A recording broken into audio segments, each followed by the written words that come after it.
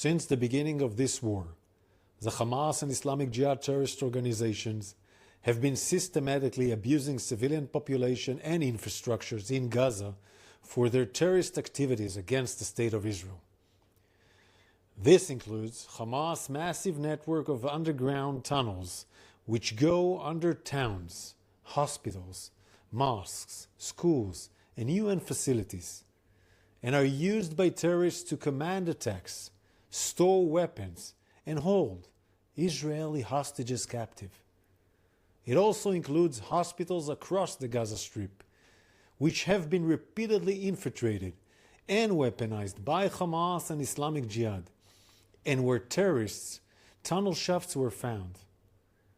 Increasingly, in recent months, Hamas has focused on exploiting school buildings, often where civilians are sheltering inside, to use them as military facilities, command and control centers, for storing weapons and to execute terror attacks.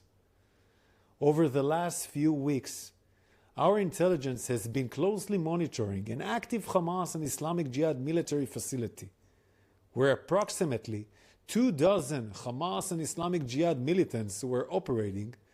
The names of 19 of these terrorists operating in this compound were published by us today.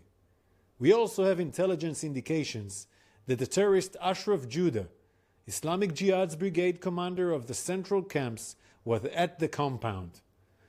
This military facility was embedded inside the Al-Taba'een school building in Gaza City. After we received clear intelligence of the threat posed by these terrorists, and in accordance with international humanitarian law, we took numerous steps to mitigate the risk to civilians, including using aerial surveillance prior to the strike, and selecting very precise munitions to avoid civilian casualties. Early this morning, the IDF conducted a precision strike against the terrorists in one specific building of the compound, an area that, according to our intelligence, no women and children were present. You can see in a video published by us today that the compound is still intact and that there is no significant cratering or damage to the main structure of the compound. This pattern of systematic abuse of schools for military activities by Hamas and Islamic Jihad endangers both Gazans and Israeli civilians.